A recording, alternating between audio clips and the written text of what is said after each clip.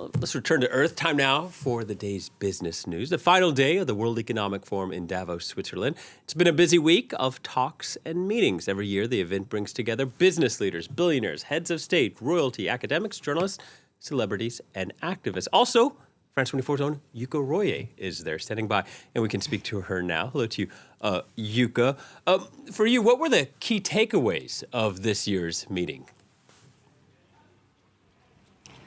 Hi, well, first of all, the final panel held here after a week-long event was about where the world economy is heading. It offered some views about how what policymakers will do, what actions they would take to tackle inflation, balance trade, and achieve long-term growth. The European Central Bank's president, Christine Lagarde, said inflation was coming down in the Eurozone as well as worldwide, but she didn't make any comments about monetary policy. This, of course, when there's a lot of attention about the ECB's next action on interest rates. Now, the head of the World Trade Organization, Ngozi Okonjo-Iweala, said that the global trade started to pick up towards the end of last year and is moving towards normalization, although she does not expect a full return to normal this year. Now, this year's World Economic Forum was dominated by geopolitical tensions and possible impacts of elections as people in more than 50 countries are heading to the polls this year, including, of course, in the United States. There's a lot of attention on the possible outcomes of November elections in the United States. Leaders here were told not to play down the possibility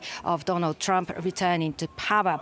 Artificial intelligence was another major topic here, with ChatGPT. Sam Altman telling the audience that human-level AI is coming, but humans should always be on top of the technology.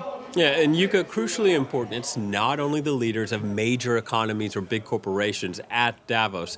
You've been speaking, for instance, with Mongolia's delegation. That's right. Well, remember, Mongolia was one of the hardest hit in the region during the coronavirus pandemic. It's still struggling to recover from the economic damage from that period. It's been trying to diversify its economy, but at the same time, it's been trying hard not to get caught up in ongoing geopolitical tensions. And it's been trying to diversify its economy. It's reaching out to other nations to build closer ties with countries like South Korea and Japan in the region, and to move, as well as keeping its traditional historic ties with its neighbors, China and Russia. Now, I spoke with Mongolia's culture minister and asked her how cultural diplomacy, as she put it, was important for the country on the sidelines of these meetings.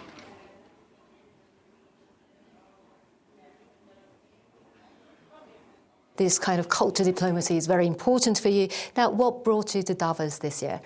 Yeah, for us, cultural diplomacy is one of the key part playing in promoting our tourism, especially directly towards the citizens. And Davos provides us a great platform to inform about Mongolia and then increase our visibilities. Obviously, developing nations like us, it is always difficult to compete with larger nations. Having platforms like World Economic Forum allows us to get our voices heard much easier. Culturally and historically, Mongolia has had strong ties with Russia. How has the war in Ukraine affected your country?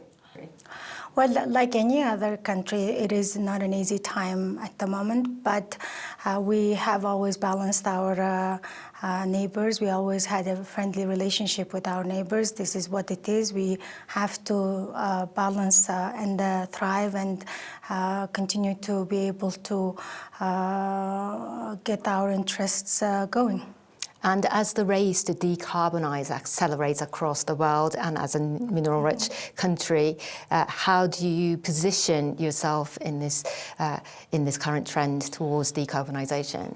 Of course, because of our mineral resources, we are one of the key players in critical minerals. So we've just recently had one of the largest copper mines up in their underground mine, and which is going to be one of the fourth largest copper mine, and we also are a very strong player in other minerals, which will allow, obviously, the carbon changing into electric and electric cars. So we believe that in supply chain-wise, we will be a strong player in that sphere. Well, as we just heard there, Mongolia is rich in minerals. It's also seeking closer ties with France. Its president paid a state visit last October to France, and it's now seeking to strengthen economic ties, especially in the field of minerals, as we just heard. And that's it from Davos for this week. Back to you, Will. All right, Yuka, thank you very much. Yuka Royer wrapping up the Davos World Economic Forum. Time now for a quick break, and then Live from Paris continues.